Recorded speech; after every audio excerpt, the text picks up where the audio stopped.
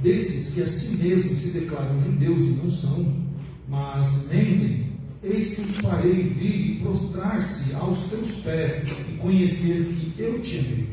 Porque guardaste a palavra da minha perseverança, também eu te guardarei da hora da provação que há de vir sobre o mundo inteiro, para experimentar os que habitam sobre a terra.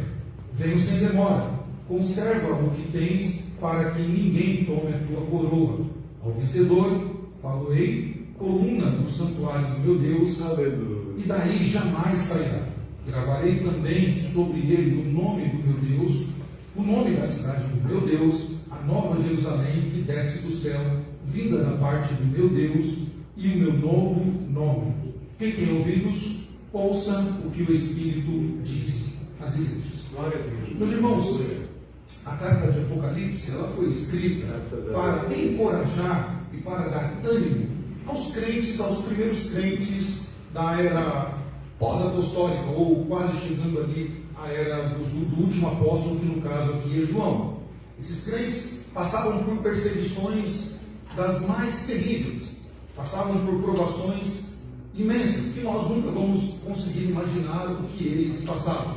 Os crentes também aderiam à fé, os novos convertidos também se convertiam, já enfrentavam essas provações, essas perseguições, não só pelo império, que era a força majoritária que perseguia os cristãos, mas também pelos judeus, que perseguiam os cristãos por causa do testemunho de Cristo, por causa do Evangelho de Cristo.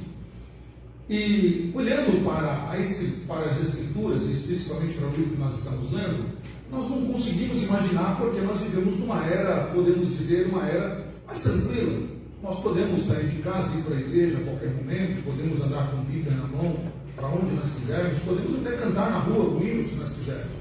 E se a gente quiser em casa, a gente pode colocar uma música, um hino evangélico ou uma pregação, e podemos fazer isso sem que ninguém nos persiga, sem que o império, sem que o governo, sem que ninguém venha nos prender. Então, nós temos uma liberdade, embora eu reconheça que nós temos alguns impeditivos no atual momento em que vivemos, mas nós somos livres para professar a nossa fé. Graças a Deus. Esses irmãos não. Esses irmãos, eles enfrentam uma realidade do tempo deles muito difícil, muito complicada. Ser perseguido aqui não é apenas dar voz para se calar, mas aqui eles estavam colocando a vida deles diante do testemunho do Evangelho. Eles poderiam ser mortos, como muitos de fato foram mortos. E aqui nós estamos diante de uma igreja, Filadélfia. Essa igreja, ela era a mais jovem das 7 igrejas da qual João escreve. A partir do capítulo 2, João começa a escrever para as 7 igrejas da Ásia Menor. E então essa igreja é a mais jovem das 7 igrejas. E essa igreja, ela está numa cidade que ela foi colonizada por colonos vindo da cidade de Pérgamo, uma cidade muito próxima. E o nome dessa cidade é muito propício para o que é a mensagem que ela está vivendo. Filadélfia, ela significa irmandade ou amor fraternal. Então essa cidade, essa igreja já carrega em si algo diferente das outras igrejas. Não à toa, esta igreja, assim como a igreja de Esmirna, são as únicas igrejas que não recebem da parte do Senhor crítica. Se você olhar 7 igrejas, somente essas duas não recebem da parte do Senhor uma crítica, não recebem da parte do Senhor uma manifestação de algum erro que elas estão cometendo.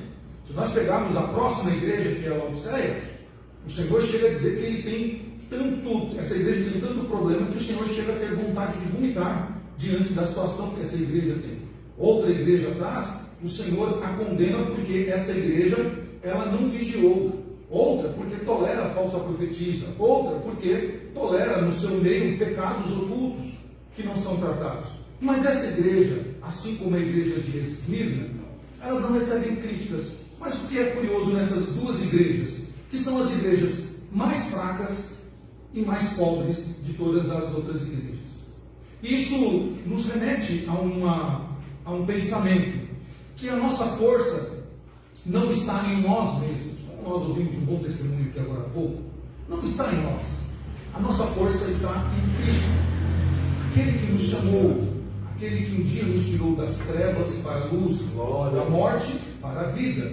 Então nós estamos diante de uma igreja pequena e fraca, que é sustentada pelo Senhor, que gera força nessa igreja. Então, um título que nós poderíamos dar a essa igreja é Filadélfia, pequena, mas fiel, uma igreja fiel. E nós vemos então aqui qual é o segredo para uma igreja pobre, uma igreja pequena, mas que ela recebe força do Senhor. Qual é o segredo dessa igreja em sua força? Então a resposta é óbvia e muito prática e muito direta. A fidelidade dessa igreja. Embora ela seja uma igreja muito pequena, e talvez vivendo em grande metrópole, como uma grande metrópole como nós vivemos, ou em outros cantos desse país, nós, os crentes modernos, eles não têm ideia do que é estar dentro de uma igreja pequena e fraca. Nós estamos diante de uma igreja pequena, comparada a outras grandes igrejas que nós temos espalhadas pela cidade de São Paulo. No meu caso, eu estou no meio das montanhas, lá nas Minas Gerais, uma igrejinha pequenininha, com 20 irmãos que servem ao Senhor com sua fidelidade todo dia de culto. E para o homem moderno, para o cristão moderno, e nós poderíamos alavancar este tema, e não é nosso objetivo nisso, talvez não entenda, olhando para esse texto, o que é ser uma igreja pequena, uma igreja fraca, mas que tem uma força que a diferencia das demais igrejas. Então a força dessa igreja está na sua fidelidade, que o próprio texto nos diz. Primeiro, esta igreja, ela reconhece algumas coisas que são importantíssimas, e a igreja que é fiel, a igreja que tem a força do Senhor, ela reconhece primeiro quem é o seu Senhor. Aleluia. Bom, você não consegue servir a Deus se você não reconhecer quem é o seu Senhor, porque senhores tem muitos espalhados pelo mundo. O próprio Cristo disse, né, que haveria muitos senhores, que diriam está aqui, está lá, está do outro lado, mas de fato nós precisamos reconhecer a quem servimos. E o nosso Deus, esse Deus que dá força à igreja de Filadélfia, ele mesmo se descreve. No texto que nós vemos, ele mesmo se descreve. Ele diz: quem é esse Deus que dá força para essa igreja fraca? Você acompanhar no versículo 7, logo no começo, ele diz quem é esse Deus. Ele se revela como Deus santo, verdadeiro, aquele que tem a chave de Davi, que abre e ninguém fecha, e fecha e ninguém abre. Então esse é um Deus santo, é um Deus verdadeiro, confiável, e um Deus soberano e poderoso. Quando nós entendemos quem é Deus, faz muita diferença na nossa vida. Quando a gente entende que esse Deus é santo, então acaba nos também impulsionando a ser santos como Deus é santo. Aliás, é uma premissa desse mergulho, ser santos como o vosso Deus é santo. Então, quando nós reconhecemos esse Deus, mesmo quando nós estamos fracos, mesmo quando nos falta força para abrir a nossa boca e louvar a Deus, mesmo quando nos falta força para vir à igreja, mesmo quando nos falta força para testemunhar do que Deus já fez na nossa vida, nós precisamos reconhecer a santidade de Deus. Aleluia! Precisamos reconhecer, irmãos, que Ele é verdadeiro e confiável. Aleluia. Em Deus não há sombra de variação. O texto de Números chega a dizer que Deus não é homem para que minta. Ou seja, Ele é verdadeiro. Ele é confiável. Nele nós podemos confiar. Nele nós podemos colocar a nossa confiança total e restrita. Porque Ele mesmo se declara. Quem declarou que Deus é verdadeiro e santo? Não foi Abraão, embora Abraão reconheceu muitas coisas de Deus. Não foi Moisés, não foi Davi, não foi nenhum dos profetas, nenhum dos apóstolos, embora todos esses fizeram nos seus escritos, mas o próprio Deus se declara santo, verdadeiro e confiável.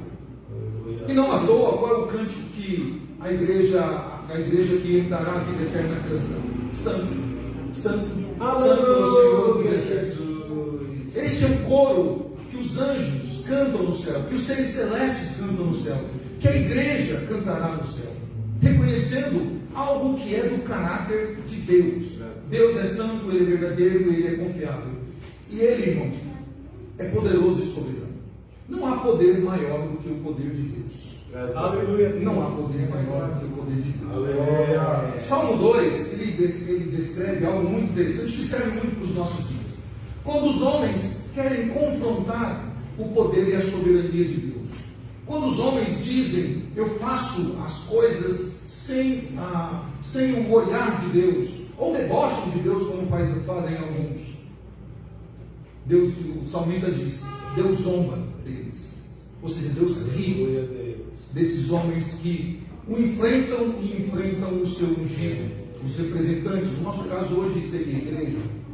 Deus zomba, Deus dá gargalhada. Porque quem pode enfrentar o Senhor e permanecer de pé? Quem pode confrontar a soberania de Deus e permanecer vivo? Quem pode zombar do Senhor e continuar livre e leve e solto de qualquer julgamento? Essa igreja, então, ela tem um reconhecimento da grandeza e da autoridade do Senhor. A sua força vem dessa fidelidade dada por esse Deus Santo. E o que é interessante a partir do versículo 8, que o Senhor, ele mostra que essa igreja, mesmo ela passando por tribulação, mesmo ela enfrentando lutas ferrenhas, lutas grandíssimas, essa igreja permanece fiel, mesmo na tribulação. Graças a Deus. O que esse texto nos ensina? O que essa igreja nos ensina? Nos ensina que a tribulação, que as dificuldades, que as privações que nós temos, que as desilusões dessa vida não são suficientes para tirar a nossa fidelidade de Deus. Nós não temos o direito de dizer, eu estou passando por uma prova, eu estou passando por uma privação, eu estou passando por uma tribulação, eu não vou mais para a igreja, eu não vou mais cantar, eu não vou mais dar o testemunho do que Deus fez na minha vida. Essa igreja de Filadélfia ela nos ensina isso. O próprio Deus dá testemunho dessa igreja, dizendo, eu quem? O santo, o verdadeiro, o confiável, o soberano, o poderoso. Ele diz, eu conheço as tuas obras. Meus irmãos, uma pausa aqui para a gente refletir sobre isso. Deus conhece o que nós estamos fazendo. O teu pastor pode não saber, o teu marido pode não saber, a tua esposa pode não saber, teu irmão ou a pessoa mais confiável que você tem pode não saber, mas Deus conhece as nossas obras. E Ele conhece se elas são boas ou se elas são ruins. E Ele põe na balança dele. Isso deveria nos causar preocupação em alguma situação. Que tipo de obras nós temos feito? Que tipo de obras Deus tem visto em nós? As boas? E por causa disso o Senhor tem nos mantido de pé? Ou nós temos cultivado más obras? Isso deveria nos preocupar, deveria nos levar para a oração? Deveríamos na oração dobrar os nossos joelhos e falar, Senhor, eu quero ser conhecido como alguém de boa obra, eu quero ser conhecido por Ti como alguém fiel a Ti, ainda que as circunstâncias me digam ao contrário. E se há alguma coisa em nós de ruim, o salmista nos ensinou, Senhor, sonda o meu coração, vê se há em mim alguma coisa ruim. Ou seja, o salmista está dizendo, Senhor, entra dentro de mim, veja dentro de mim se há algo que não é da tua vontade, se tem algo em mim que precisa ser arrancado, que precisa ser tirado com força, de alguém que tem capacidade e tem autoridade para tirar, e me faz seguir caminhos justos. O Senhor conhece as obras dessa igreja, e Ele diz, testemunhando para esta igreja, eis que tenho posto diante de ti uma porta aberta, a qual ninguém pode fechar. E aqui novamente uma pausa para a gente poder refletir. Deus, Ele tem propósitos e Ele tem algo específico para a sua igreja, da qual o mundo não vai entender. E nós, como foi testemunhado aqui, nós somos membros deste corpo chamado igreja. E Deus tem propósitos para nós. E aquilo que Deus faz na nossa vida, meus irmãos, nós podemos ficar tranquilos. Ninguém vai impedir a ação de Deus na nossa vida. Aleluia. Nem o tão temido e tão superestimado diabo.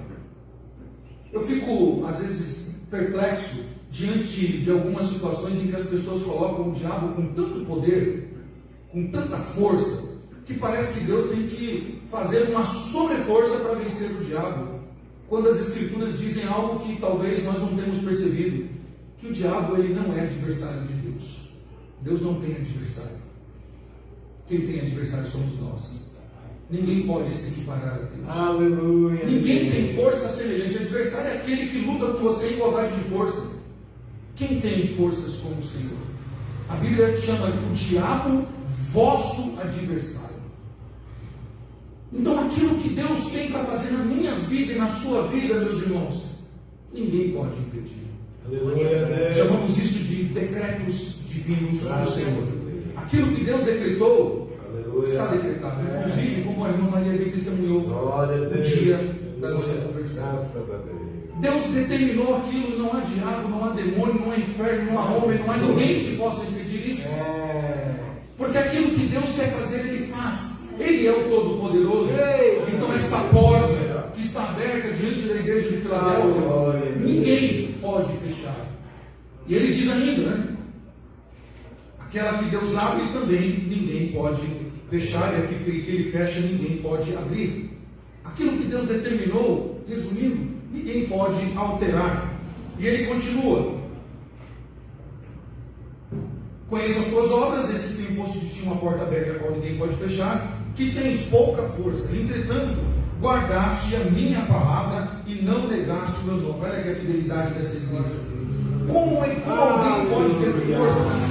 Como alguém pode superar os desafios? Podem superar as tribulações dessa vida se o Senhor não for com ele. Irmãos, essa igreja, e se você for olhar, tem curiosidade de olhar a história da perseguição dessa igreja, foi uma perseguição dura, violenta, que arrebatou algumas pessoas que foram levadas à morte, mas ainda assim essa igreja não negou, ela guardou a palavra do Senhor e não negou o nome do Senhor. Aleluia a Deus. Novamente o salmista, ele nos ajuda a compreender isso quando ele diz: escondi a tua palavra aonde? Nos meus olhos, nas minhas mãos, guardei em algum lugar tão secreto? Não, o salmista diz: escondi a tua palavra no meu coração.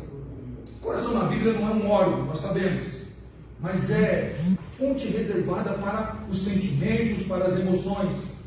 E é lá que o salmista diz que a palavra de Deus deve ser guardada. Aleluia. Para quê? Não para a gente cometer sandices em nome da palavra de Deus, mas para que nós não venhamos a pecar. Para que no momento da tribulação a gente possa entender: Deus falou na sua palavra. De novo o salmista diz: ensina a criança no caminho que deve andar, ou seja, a palavra do Senhor. Para o quê? Para quando ela crescer, ela se lembre dos ensinamentos que a ela foi dado, e ela então não se desvie do caminho do Senhor. A palavra de Deus em Hebreus diz que, o escritor aos Hebreus diz que ela é uma espada afiada de dois gumes, e o efeito que ela tem é de penetrar na profundidade do homem, lá no íntimo do homem. O escritor diz juntas e medulas, e fazer o efeito necessário que ela tem que fazer. Paulo chega a dizer que a palavra de Deus, ela é inspirada e é apta para ensino, correção e advertências. A palavra de Deus deve ser então guardada por nós. E nesses dias tão difíceis que nós estamos vivendo, com as suas ideologias, com este mundo cada vez mais rejeitando o Evangelho, com este mundo cada vez mais perverso, com este mundo cada vez mais envolvido nas suas podridões e no falso Evangelho que nós estamos vendo crescer com força total, nós temos que guardar a palavra do Senhor. Nós temos que valorizar os ensinamentos bíblicos. Nós temos que aprender o que está escrito nesse livro. Esse livro não deve ser tratado como um livro qualquer, não deve ser visto como um objeto em que nós fazemos apenas devocionais diários e lemos e cumprimos com a nossa obrigação. Ele não deve ser visto como um livro de cunho somente religioso, mas ele deve ser visto e deve ser tratado como a palavra de Deus, a revelação de Deus para a vida, ou como nós chamamos na teologia, a nossa única regra de fé e de prática. Nós não precisamos de outros ensinamentos senão desse daqui. Essa igreja então guardou as palavras do Senhor, guardou os ensinamentos dos apóstolos, e ela não negou o nome do Senhor, mesmo diante da tribulação. Irmãos, quando nós olhamos para a história da igreja, e aqui saindo um pouquinho de Filadélfia, mas avançando no tempo, quando nós vemos nossos irmãos no passado enfrentando exércitos, enfrentando impérios, enfrentando leis injustas, como os nossos irmãos que foram torturados durante o século passado, ou os séculos passados, em que eles tiveram torturas das mais terríveis que você possa imaginar. E ainda assim, nos momentos de tortura, o que eles faziam? Cantavam ao Senhor. Nós poderíamos falar aqui de tantos homens e mulheres, mas, por exemplo, John Hus, queimado vivo, cantando ao Senhor. O próprio Policarpo, sucessor de João, queimado, cantando. Irmãos do primeiro século que eram jogados nas arenas dos leões, e diz os historiadores que antes dos leões irem até eles, eles iam até os leões, mas não negavam o nome do Senhor, porque eles sabiam que os leões iriam devorar somente o seu corpo, mas a sua alma estaria garantida na Nova Jerusalém. Quando nós olhamos então para a história do povo de Deus, nós temos crentes fiéis ao Senhor, mesmo nos momentos dos combates, mesmo nos momentos das lutas. Talvez a nossa geração não entenda isso, porque nós vemos crentes hoje negando o nome do Senhor porque falta um mantimento em casa, porque está desempregado, ou porque não é próspero financeiramente falando, ou porque por outros motivos mais desta era presente, e então se desviam, ou então deixam de ir para a igreja, ou então deixam de cultuar o Senhor nas suas casas, e se envolvem com o mundo. Eu tenho conversado com algumas pessoas que se deixaram de vir para a igreja, que deixaram o Senhor, abandonaram a fé mesmo, e as desculpas são as mais variadas possíveis. Entristeci porque falaram de mim. Não estou indo mais para a igreja porque eu era mais feliz no mundo. Não estou indo mais na igreja porque eu estou passando muitas lutas e eu não consigo enfrentar as lutas sozinho. Igreja de Filadélfia não negou o nome do Senhor, mesmo diante da tribulação, mesmo diante de situações terríveis. E o Senhor descreve um pouquinho desse sofrimento, dizendo: eis que farei que alguns dos que são da sinagoga de Satanás, destes que a si mesmos se declaram judeus e não são, mas mentem, eis que farei vir e prostrar-se aos seus pés e reconhecer que eu te amei. O Senhor está dizendo: eu vou te honrar por causa da tua fidelidade. Eu vou te honrar porque você foi fiel e não negaste o meu nome. Irmãos, nós temos que nos contentar com a maior, vamos chamar de glória, né? Vamos colocar glória, a maior glória que um cristão pode ter. Não é o reconhecimento de homens, não é o seu nome ser falado, e ser notificado pela multidão, mas é ser honrado pelo Senhor. É o Senhor levar o seu nome e dar o seu testemunho. É o Senhor dizer: este é meu filho amado, em quem eu dou prazo. Este é o homem segundo o meu coração. Este é o meu amigo. Este é o homem em que o Senhor se alegra. Esta é a mulher em que o Senhor se alegra. Então o Senhor está dizendo a essa igreja: eu vou fazer com que eles entendam, com que eles se prostrem diante de ti e vejam e reconheçam o quanto eu te amo. E por que o Senhor diz isso? Porque guardaste de novo a palavra da minha perseverança. Porque vocês foram fiéis e guardaste a palavra da minha palavra no momento em que vocês estiveram enfrentando as lutas, também eu te guardarei da hora da provação que é de vir sobre o mundo inteiro. O Senhor está dizendo: vocês não vão perecer. Aconteça o que acontecer, venha a tempestade que vier, eu te guardarei. Irmãos, e por que eles confiavam no Senhor? É uma palavra apenas. Não sei se a palavra chegou até eles aqui por intermédio de escritos, né? Chegou por intermédio de escrito, ou foi João verbalizando para eles, para esses irmãos aqui. Mas eles tinham confiança porque os testemunhos da história do povo de Deus ecoavam nos seus ouvidos. Deus pesou a mão sobre o Egito. No Egito veio pragas e veio tribulações tremendas, mas aonde o povo de Deus estava, em Gósen, havia tranquilidade, havia paz, havia proteção do Senhor.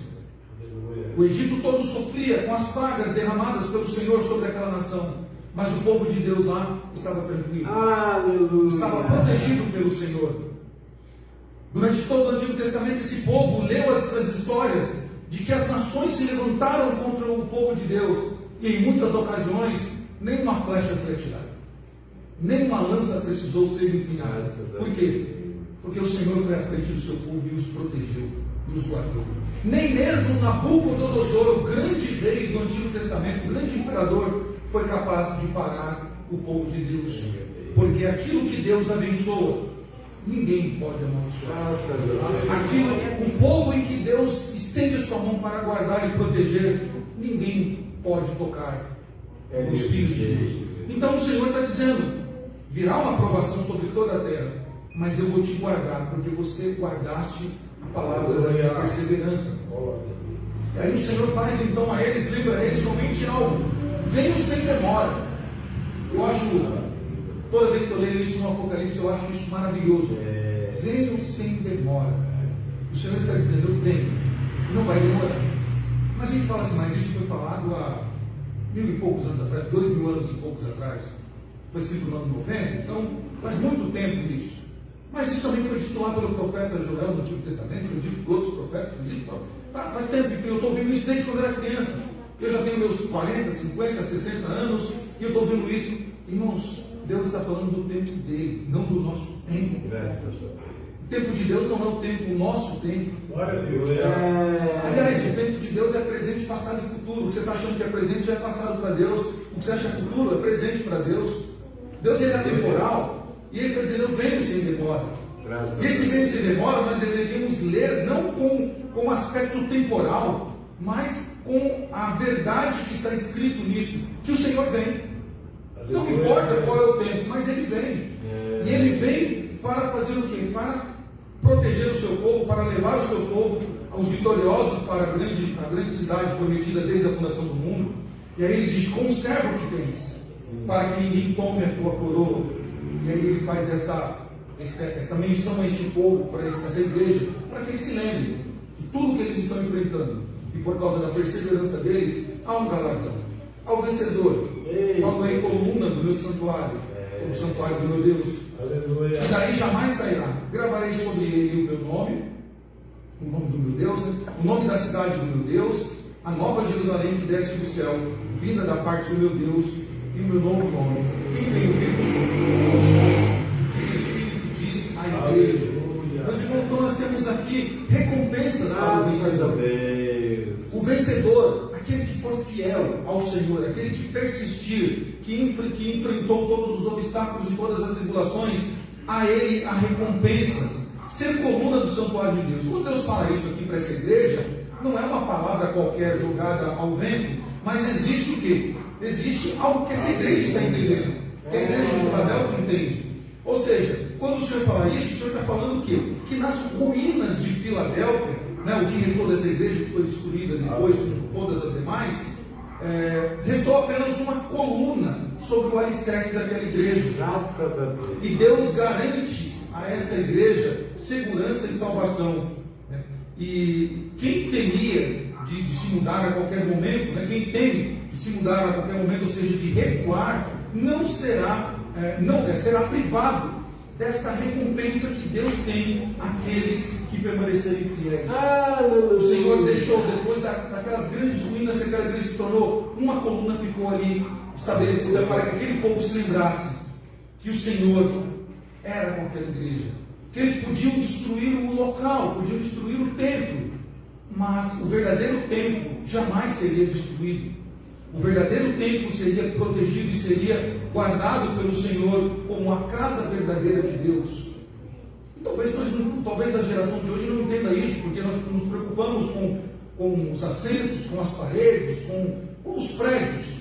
E cada vez mais a igreja moderna tem se preocupado com isso. Enquanto Cristo, na sua palavra, Ele nos deixa uma orientação para que nós nos preocupemos com o verdadeiro templo. Que somos nós, o templo de Deus. A coluna do santuário de Deus, então estabelecida para que essa igreja lembrasse. O Senhor diz a ela que Deus selaria sobre ela o seu próprio nome. A honra que essa igreja teria seria selada sobre ela o nome de Deus. Ela levaria então o nome de Deus, ou seja, o nome de Deus estaria ali gravado nela como o caráter de Deus que ela levaria. Porque levar o nome de Deus é levar o questão básica para a gente entender isso aqui. Quando nós falamos de uma pessoa, qualquer pessoa, quando nós falamos daquela pessoa, nós lembramos do que ela é, ou seja, do seu caráter. Então nós lembramos, essa pessoa é assim, assado, e nós vamos então desenhando o que aquela pessoa é. Se nós falamos de uma nação, ou de um estado, ou de qualquer outro estabelecimento, nós vamos lembrar das suas prerrogativas, das suas qualidades, dos seus adjetivos. Então, levar o nome de Deus era levar o seu caráter consigo, a santidade de Deus, era levar a soberania de Deus, era levar a bondade, a misericórdia e a graça de Deus consigo. Essa igreja teria o privilégio, então, de levar sobre si o nome de Deus. E eles, então, herdariam a cidade santa, a Nova Jerusalém, que foi preparada para os eleitos de Deus, para o povo de Deus, o povo exclusivo de Deus, o povo que o Senhor comprou através do seu próprio sangue. Irmãos, isso é um privilégio para o vencedor, aquele que persiste, aquele que vence os obstáculos dessa vida, e por mais que diversos que eles sejam, talvez você esteja enfrentando uma grande tempestade no atual momento da sua vida. Talvez você esteja passando por uma dificuldade que você fala, eu não vou aguentar isso, eu não vou suportar mais isso. Talvez você esteja quase perdendo as forças, mas Deus diz, aguenta mais um pouco. Graças a Deus. Eu venho sem demora. Aguente, fortifique-se na minha palavra. Espere mais um pouco, porque ao vencedor há uma recompensa preparada para ele, exclusivamente para ele. Irmãos, essa igreja, ela não tem advertências, como eu disse no começo. Ela não tem nenhuma advertência, porque era uma igreja fiel, era uma igreja marcada pela sua fidelidade a Deus. Ela recebe somente o quê? Somente as orientações do que ela deveria continuar sendo, e do que ela iria receber por causa da sua fidelidade, por causa da sua fidelidade em guardar o Evangelho do Senhor. Quando nós olhamos então para essa igreja, rapidamente, para a gente finalizar, esta é a razão porque essa igreja então é fiel, porque o Senhor fortalece ela. A fidelidade dessa igreja está na força do Senhor, na busca que essa igreja tinha por zelar do nome do Senhor, por zelar do Evangelho do Senhor. Com isso, então, essa igreja nos ensina algumas coisas, que nós não devemos nos acomodar, que nós não devemos nos esmorecer diante das lutas dessa vida, que nós não devemos cair no comodismo, cair no ritualismo, mas que nós todos os dias devemos olhar para a história que Deus deixou na sua palavra e saber que se nós andarmos na sua presença dia e noite, então nós seguiremos essa vida até o dia que Deus determinou para nós, para cada um de nós. Seguiremos até o fim, nós conseguiremos chegar à linha de chegada, porque o próprio Deus vai nos sustentar pela sua mão, vai nos levar até lá e nos coroará, nos dará galardão, para que nós possamos ouvir com os nossos próprios ouvidos aquilo que diz Apocalipse: vinde benditos de meu Pai, possuir por herança o que lhes foi prometido antes da fundação do mundo. E para nós que sofremos nessa vida, que enfrentamos as tribulações, que enfrentamos as dificuldades, para aqueles que estão iniciando na fé, há uma promessa gloriosa também no livro do Apocalipse. Já nas suas páginas finais, o João escreve para as igrejas dizendo que o Senhor enxugará dos olhos todas as lágrimas, toda lágrima Ele enxugará dos olhos. E lá não haverá mais pranto, não haverá mais dor, não haverá mais morte, porque todas essas coisas já são passadas. Eita Deus! Irmãos, vale a pena ser fiel. Vale a pena ser fiel. Graças a Deus! Vale a pena guardar a palavra do Senhor. Vale a pena enfrentar os obstáculos dessa vida. Vale a pena persistir ainda que a caminhada esteja difícil, porque aquele que nos chamou, Ele também nos justificou. E aquele que nos justificou, Ele nos santifica, nos santificou.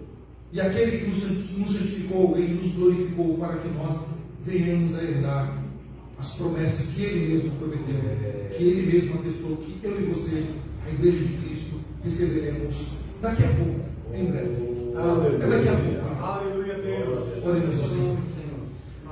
Santíssimo e eterno Deus, glorioso Pai, te louvamos pela tua palavra que é viva e eficaz, mais penetrante do que espada alguma de dois gumes.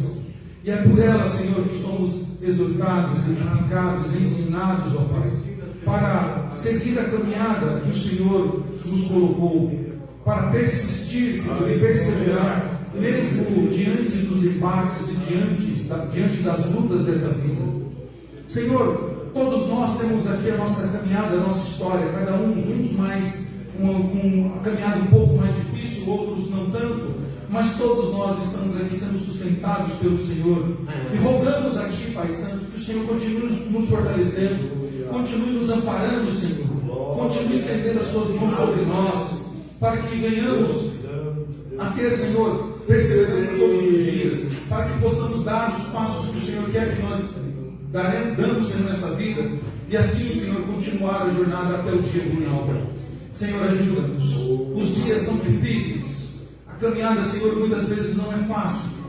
Senhor, precisamos da Tua ajuda nesses dias em que vivemos, precisamos do Teu amparo, do Teu consolo, precisamos, Senhor, ouvir a Tua voz, precisamos, Senhor, ser amparados por Ti, para que nós possamos continuar caminhando, Senhor, porque, Pai Santo, a nossa alegria é Te servir, a nossa alegria, Senhor, é ser chamados de filhos de Deus, a nossa alegria, Senhor, é aprender da Tua palavra, a nossa alegria, Senhor, é nos reunir como igreja do Senhor, para louvar, bendizer o Teu santo e poderoso nome. Obrigado, Senhor, pela Tua palavra, obrigado por essa noite tão preciosa, Senhor, de comunhão com os nossos irmãos, com a Tua igreja, Senhor, e nos ajude a continuar assim até o dia final, para a glória e louvor do nome santo de Jesus Cristo, Teu Filho amado e nosso Senhor. Amém.